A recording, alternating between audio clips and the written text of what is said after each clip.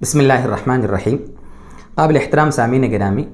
میاں بیوی کا رشتہ انتہائی پاکیزہ رشتہ ہوتا ہے اور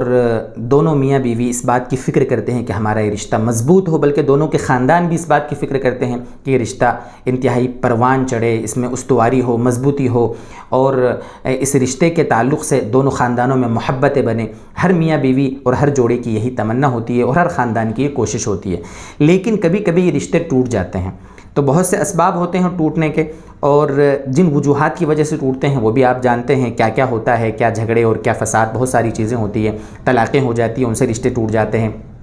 کبھی عورت کو شوہر نہیں جمتا ہے تو وہ خلا لے لیتی ہے، کبھی شوہر کا انتقال ہو گیا رشتہ ٹوٹ گیا، کبھی بیوی کا انتقال ہو گیا رشتہ ٹوٹ گیا، کبھی شوہر کہیں گم ہو گیا، پتہ ہی نہیں ہے، 2-4 سال انتظار کیا اور اس خاتون نے دارالقضاء میں جا کر اپنے اس شوہر سے نکاح اپنا فسخ کرا لیا، نکاح توڑوا لیا اپنا۔ ایسے بہت سے اسباب ہوتے ہیں، لیکن کبھی کبھی کچھ باتیں ایسی ہو جاتی ہیں، اللہ معاف فرمائے، ایسے گناہ ہو جاتے ہیں، شوہر نے ایسا گناہ کر دیا جس کی بنیاد پر اس کی بیوی اس کے نکاح سے ہمیشہ کے لیے نکل جاتی ہے۔ ایسے بھی کچھ گناہ ہیں، اور خاص طور سے آج کے زمانے کی جو جوائنٹ فیملی کا جو رواج ہوا ہے، دیرانیاں جیٹھانیاں ساس سسر سب کچھ ساتھ میں ہیں، ایک بڑی فیملی ہے، ساتھ میں رہ رہے ہیں، تو وہاں ایسے گناہ ہونے کے زیادہ امکانات ہوتے ہیں۔ تو آج سوچا کہ آج آپ کو کچھ اس بارے میں باتیں، ایسے گناہ، کیا ایسا گناہ ہو جاوے جس کی وجہ سے بیوی نکاح سے نکل جائے گی، تو تھوڑی اس کی کچھ موٹی موٹی باتیں بنیادی آپ کے سامنے رکھتے ہیں۔ اس کے جو باریک مسائل ہیں میں آپ کو پھر عرض کر دوں کہ اس کے جو باریک مسائل ہیں وہ آپ علماء سے بیٹھ کر سنیں گے، سیکھیں گے، سمجھیں گے، اور اگر کسی کے ساتھ ایسا حادثہ ہو جاوے، یہ گناہ کوئی کر بیٹھے، تو وہ اپنی پوری بات باریکیوں کے ساتھ فیس ٹو فیس کسی مفتی صاحب سے مل کر ڈسکس کرے اور اس کے بعد فیصلہ کرے کہ ان کا نکاح ٹوٹا ہے یا نہیں ٹوٹا ہے۔ جو آج میں آپ کو مسئلہ بتانے جا رہا ہوں جس کی وجہ سے بیوی نکاح سے نکل جاتی ہے، اس مسئلے کو سمجھنے سے پہلے بنیادی طور پر 3 باتیں آپ سمجھیں۔ پہلی چیز تو یہ ہے کہ جو عورت ہمارے لیے جس سے نکاح حرام ہے، ایسے جو محرمات عورتیں ہیں جن سے ہم نکاح نہیں کر سکتے، جن سے ہمارا نکاح حرام ہے، ان کی 3 قسمیں ہیں، ٹھیک ہے؟ یہی 3 باتیں سمجھنا ہے ہم کو۔ ایک تو وہ ہوتی ہیں کہ خونی رشتے کی وجہ سے ان سے ہمارا نکاح حرام ہوتا، ٹھیک ہے؟ اس کو کہتے ہیں نسبی محرمات۔ نسبی محرمات جیسے ہم اپنی ماں سے شادی نہیں کر سکتے، نکاح نہیں ہو سکتا، بہن سے نکاح نہیں ہو سکتا،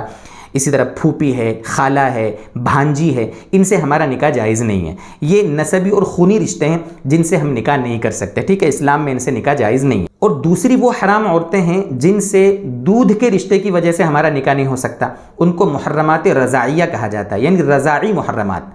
جیسے جس خاتون نے اس بچے کو دودھ پلایا ہے تو وہ بچہ اپنی اس دودھ پلانے والی ماں سے نکاح نہیں کر سکتا، مسئلہ واضح ہے۔ یا ایک بچے نے کسی ایک ماں کا دودھ پیا ہے، کسی ایک عورت کا، تو یہ دونوں آپس میں رضاعی بھائی بہن ہو گئے، ان کا آپس میں رشتہ کبھی قیامت تک نہیں ہو سکتا۔ تو بہرحال دوسرا مسئلہ یہ ہے کہ دودھ کے رشتوں کی وجہ سے آپس میں رشتہ حرام ہو جاتا ہے، یہ آپس میں نکاح نہیں کر سکتے۔ پہلا ہوا نسبی رشتے، دوسرا ہوا دودھ شریک بھائی بہن، ان کا آپس میں رشتہ نہیں ہو سکتا۔ تیسری ہے سحری محرمات۔ سحری مطلب سسرالی رشتے کی وجہ سے جن سے نکاح حرام ہو جاتا ہے، سسرالی رشتہ۔ یہ جو سسرالی رشتے کی وجہ سے جن سے نکاح حرام ہو جاتا ہے نا، اس کی ڈیٹیل سمجھیں آپ، ان کا بھی ذکر قرآن کریم میں ہے۔ یہ جو آپ کے سامنے جو باتیں بتا رہا ہوں نا، 4 پارے کے آخری جو رکوع ہے 4 پارے کا، حرمت علیکم امہاتکم وبناتکم، وہاں سے آپ چلیں گے نا تو اللہ تعالیٰ نے تفصیل سے ان کے احکام بتائے ہیں کہ ان عورتوں سے نکاح حرام ہے، تو وہیں پر اللہ تعالیٰ نے یہ سسرالی رشتوں کا بھی حکم بیان فرمایا۔ اور یہ جو سسرالی رشتے کی وجہ سے حرام ہوتے ہیں نا رشتے جن سے نکاح ہم نہیں کر سکتے،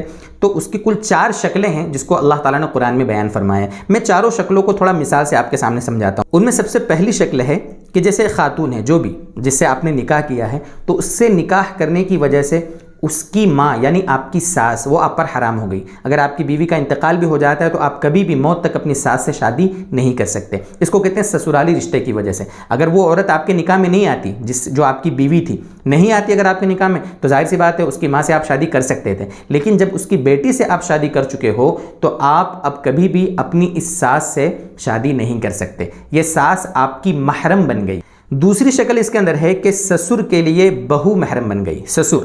ٹھیک ہے؟ ایک شخص ہے، اس کا ایک بیٹا ہے، اس کی بیوی ہے، تو جس خاتون سے ایک شخص کے بیٹے نے شادی کر لی، نکاح ہو گیا ہے، تو اب وہ جو سسر ہے وہ اپنی اس بہو سے کبھی بھی موت تک شادی نہیں کر سکتا، ان کا نکاح آپس میں نہیں ہو سکتا۔ تیسری شکل اس کے اندر یہ ہے کہ ایک شخص ہے، وہ کسی عورت سے نکاح کر کے لایا ہے، وہ جو عورت ہے اس کی پہلے سے وہ طلاق شدہ ہے یا اس کا شوہر انتقال کر گیا تھا اور اس کی پہلے سے کسی شوہر سے بیٹی تھی، تو یہ جس سے نکاح آپ کا ہو گیا ہے تو اب آپ اس کی بیٹی سے نکاح نہیں کر سکتے، حالانکہ وہ آپ کی بیٹی نہیں ہے، وہ آپ کی سوتیلی بیٹی، آپ کی ربیبہ ہے، آپ کے پرورش میں آئی ہے، اب اس سے نکاح نہیں ہو سکتا۔ یہ تیسری چیز ہوئی۔ چوتھی شکل اس میں یہ بنے گی، جیسے ایک شخص ہے،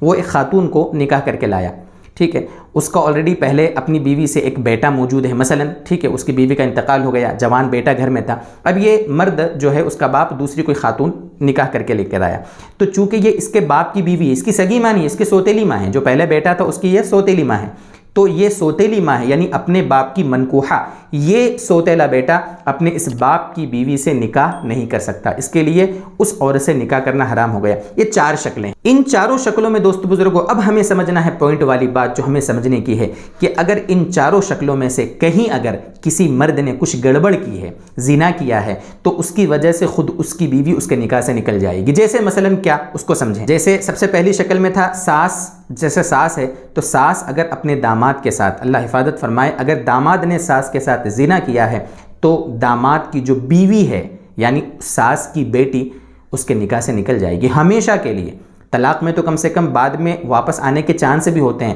لیکن یہ جو رشتہ اتنا مقدس ہے اسلام میں کہ اگر کسی نے گڑبڑ کی ہے تو اس کی بیوی ہمیشہ کے لیے اس کے نکاح سے نکل جائے گی۔ اسی طریقے سے اگر سسر نے بہو کے ساتھ زیادتی کی ہے تو سسر کے بہو کے ساتھ زیادتی کی وجہ سے اس سسر کا جو بیٹا ہے یعنی اس عورت کا جو شوہر ہے، ان دونوں کا نکاح آپس میں ٹوٹ جائے گا۔ سسر کے بیٹے کا نکاح اس کی بیوی سے ٹوٹ جائے گا، یہ سسر کی زیادتی کی وجہ سے اس کا نکاح ٹوٹ جائے گا۔ اسی طریقے سے مان لو تیسری شکل میں اگر کسی نے اپنی سوتیلی بیٹی کے ساتھ زنا کیا ہے تو اس کی جو بیوی ہے، اس کی سوتیلی بیٹی کے ساتھ زنا کیا ہے نا، تو اس کی بیوی اس کے نکاح سے نکل جائے گی۔ اسی طریقے سے اگر کسی نے اپنی سوتیلی ماں کے ساتھ کسی شخص نے زنا کیا ہے تو اس کے باپ کا اس سوتیلی ماں سے نکاح ٹوٹ جائے گا۔ اس کو کہتے ہیں حرمت مصاہرت کی وجہ سے یہ سارے رشتوں کا حرام ہو جانا۔ تو پتہ یہ چلا کہ میاں بیوی کی زندگی میں کچھ گناہ ایسے ہیں، یہاں پر دیکھ لیے یہ زنا کا گناہ، اس کی وجہ سے دونوں کا آپس میں نکاح ٹوٹ گیا۔ تو ایسے گناہ بھی ہیں زندگی میں جن کے ہونے کی وجہ سے نکاح ہمیشہ کے لیے ٹوٹ جائے گا۔ یہ رشتے جتنے پاکیزہ اور مقدس ہوتے ہیں نا، اتنے ہی زیادہ باریک بھی ہوتے ہیں، اس لیے بہت زیادہ سمجھنے کی ضرورت ہے۔ اس لیے بہت ضروری ہے کہ اگر ایسے مسائل کسی کے ساتھ اللہ نہ کرے پیش آ جائیں تو وہ کسی مفتی صاحب کے پاس فیس ٹو فیس مل کر اس کی پوری ڈیٹیل بتائے، تاکہ مفتی صاحب فیصلہ کریں کہ یہاں پر نکاح ٹوٹا ہے یا نہیں ٹوٹا۔ بہت موٹی موٹی باتیں جو سمجھ میں آنے والی تھی وہ آپ کے سامنے رکھ دی ہیں۔ اللہ تعالیٰ یہ باتیں ہمیں سمجھا دے اور نکاح جیسے مقدس رشتے کی عظمت اور تقدس کا ہمیں پاس و لحاظ رکھنے والا بنا دے۔